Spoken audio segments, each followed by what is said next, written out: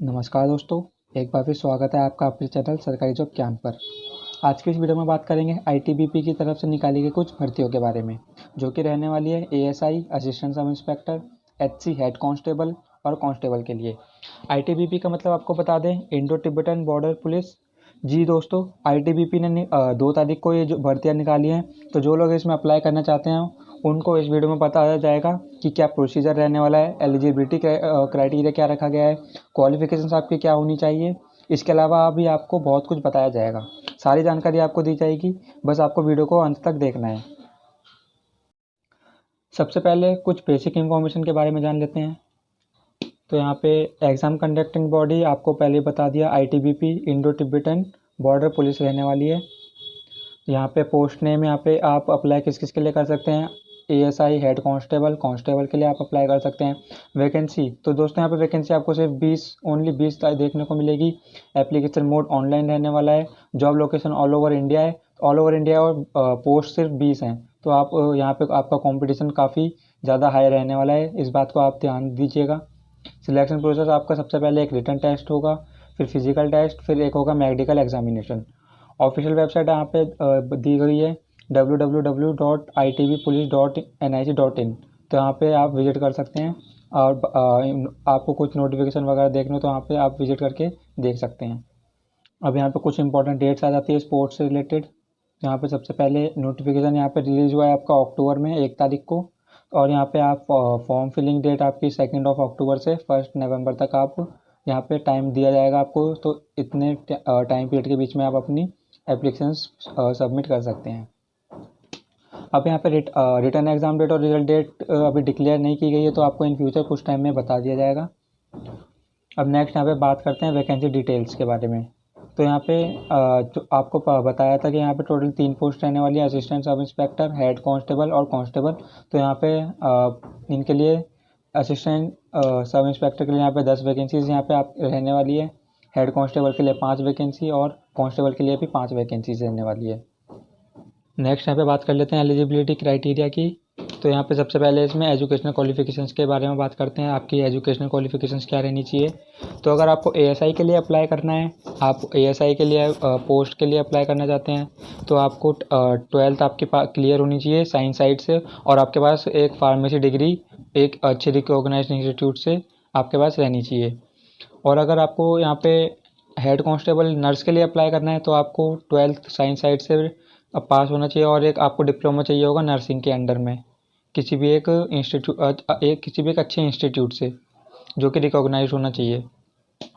अब यहाँ पे नेक्स्ट है कांस्टेबल। अगर आपको कांस्टेबल लैब टेक्नीशियन के लिए अप्लाई करना है, तो आपको 12th पास होनी चाहिए, और किसी भी एक मेडिकल लैब टेक्नोलॉजी का आपका डिप्लोमा होना चाहिए। अब नेक्स्ट यहाँ पे एज लिमिट की बात कर लेते हैं। तो आपको अगर एएसआई के लिए अप्लाई करना है, तो आपकी एज होनी चाहिए 20 से 28 के बीच में। आपको नर्स के लिए अप्लाई करना है, हेड कांस्टेबल के लिए, तो आपको आपकी एज होनी चाहिए 18 से 25 के बीच में। अगर आपको कांस्टेबल के लिए करना है अप्लाई, तो आपकी इसमें भी एज होनी चाहिए आपके 18 से 25 के बीच में।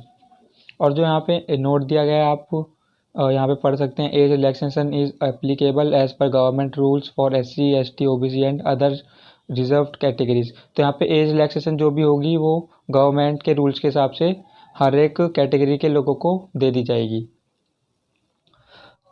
नेक्स्ट अब बात कर लेते हैं एप्लीकेशन प्रोसेस की। तो यहाँ पे तो आपको टोटल 6 स्टेप्स में बताया जाएगा कि आपको किस तरह से आपको फॉर्म फिल करना है। तो यहाँ पे सबसे पहले विजिट द ऑफिशियल वेबसाइट, आपको वेबसाइट पे विजिट करना है। आप चाहते हैं कि आपको डायरेक्ट लिंक मिल जाए, तो आप हमारी वेबसाइट हिंदी में विक्की पर विजिट कर सकते हैं। और यहाँ पे सिर्फ यही जॉब नहीं, आपको यहाँ पे और भी जॉब ऑप्शंस आपको डेली के डेली अपलोड किए जाते हैं। तो आप वहाँ से विजिट करके जो भी आपके एक इंटरेस्ट की जॉब है, तो आप वहाँ पे से ढूंढ सकते हैं। तो हमारी वेबसाइट हिंदी में विक्की पर जरूर से एक बार विजिट कीजिएगा। नेक्स्ट यहाँ पे आपको इनकी जो ऑफिशियल वेबसाइट है आपको बता दी गई है, तो वहाँ पे विजिट करके वहाँ पे रजिस्टर कर लेना है अपनी ईमेल आईडी या तो फ़ोन नंबर से। यहाँ पे थर्ड स्टेप रहने वाला है fill out the application form. तो वहाँ पे एप्लीकेशन फॉर्म आपको भरना पड़ेगा, जिसमें कि आपको अपनी कुछ इंफॉर्मेशन देनी होगी, बेसिक इंफॉर्मेशन, जैसे आपका नेम हो गया, डेट ऑफ बर्थ हो गया, और आपके कुछ एजुकेशनल क्वालिफिकेशंस के बारे में आपको इन्फॉर्मेशन देनी पड़ेगी। नेक्स्ट यहाँ पे अपलोड डॉक्यूमेंट्स। तो आपको जब आप वो एप्लीकेशन फॉर्म फिल कर देंगे तो उसके बाद वहाँ पे नेक्स्ट पेज आएगा, वहाँ पे जहाँ पे आपको डॉक्यूमेंट्स अपने अपलोड करने पड़ेंगे। तो जैसे कि आपको वहाँ पे अपनी फ़ोटोग्राफ अपलोड कर दिया आपने, अपने नोट सिग्नेचर हो गया आपके, और कुछ नेसेसरी सर्टिफिकेट, जैसे आप किसी कैटेगरी से बिलोंग करते हैं तो उस कैटेगरी का सर्टिफिकेट हो गया, और आपका कोई भी मार्कशीट हो गई किसी की, तो वो सब आप वहाँ पे अपलोड कर देना है। नेक्स्ट यहाँ पे पे द एप्लीकेशन फ़ी। तो आपको जो भी फ़ी होगी यहाँ पे आपको बताया जाएगा कि क्या क्या फ़ी रहने वाली है, क्या स्ट्रक्चर रखा गया है, तो वो आपको फ़ी पे कर देनी है। और उसके बाद फॉर्म सबमिट करके एक आपको प्रिंट आउट वहाँ पे से अपने फ़ोन में सेव कर लेना है। अब नेक्स्ट यहाँ पे फ़ी की बात कर लेते हैं। तो जो कि आप जनरल और ओबीसी के लिए 100 रुपीज़ पर हेड रहने वाला है।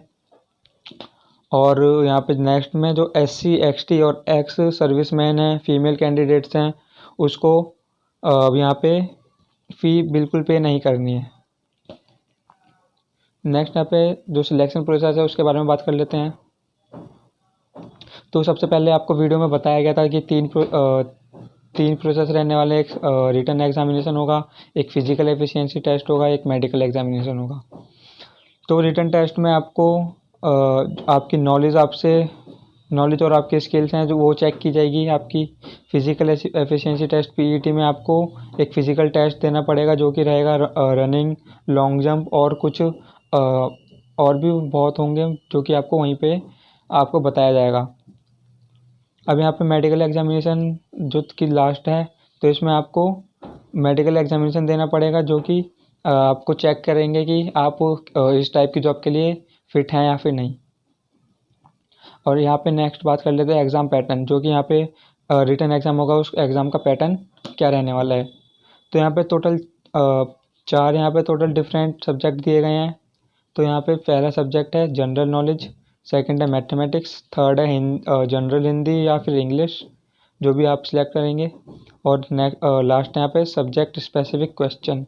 तो जो भी आपने चूज़ किया होगा तो उसके हिसाब से यहाँ पे क्वेश्चन आएंगे, जो भी आपने पोस्ट चूज़ करेगी उससे रिलेटेड। तो यहाँ पे टोटल हर एक में 25-25 क्वेश्चन होंगे, 25 मार्क्स के, पर क्वेश्चन पर मार्क्स का होगा, 1 मार्क्स का आपका एक क्वेश्चन होगा। और यहाँ पे टोटल जो ड्यूरेशन दी गई है 2 आवर्स की दी गई है। तो आप अगर आप कैलकुलेट करें तो आपके पास एक क्वेश्चन के लिए 2 मिनट ही आपके पास रहेंगे। और जो कि इसमें यहाँ पे बताया गया कि यहाँ पे नेगेटिव मार्किंग नहीं होगी।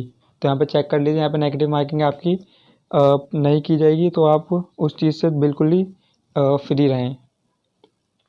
यहाँ पे अब बात कर लेते हैं सैलरी स्ट्रक्चर। तो यहाँ पे कुछ सैलरी स्ट्रक्चर दिए हैं, कुछ रेंजेस दी गई हैं कि आपकी सैलरी इस रेंज से इस रेंज के बीच में हो सकती है।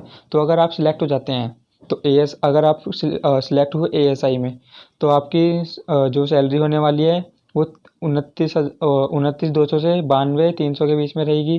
अगर आप हेड कांस्टेबल के अंदर सेलेक्ट हो जाते हैं तो आपकी 25,500 से 81,100, मतलब 81,100 के बीच में रहेगी।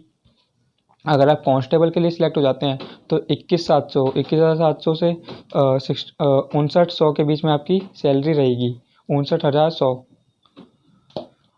अब आपको बताते हैं इस एग्ज़ाम के लिए, इस पूरे प्रोसेस के लिए आपको प्रिपेयर कैसे करना है खुद को।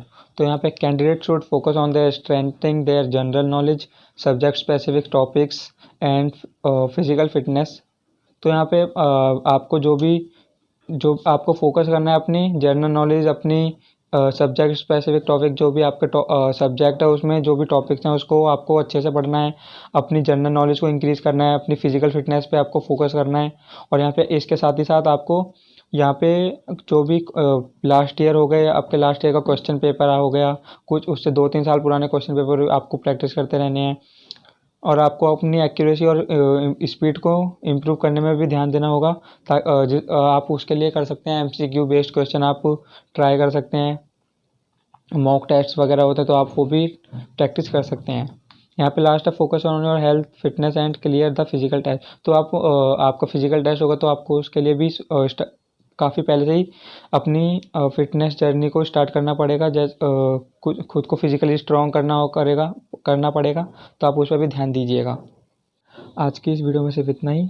अगर आपके लिए इन्फॉर्मेशन यूज़फुल रही हो तो वीडियो को एक लाइक, चैनल को सब्सक्राइब और बेल नोटिफिकेशन को ऑन कीजिएगा, जिससे कि आपको हर वीडियो का नोटिफिकेशन मिलता रहेगा टाइम टू टाइम सबसे पहले। धन्यवाद।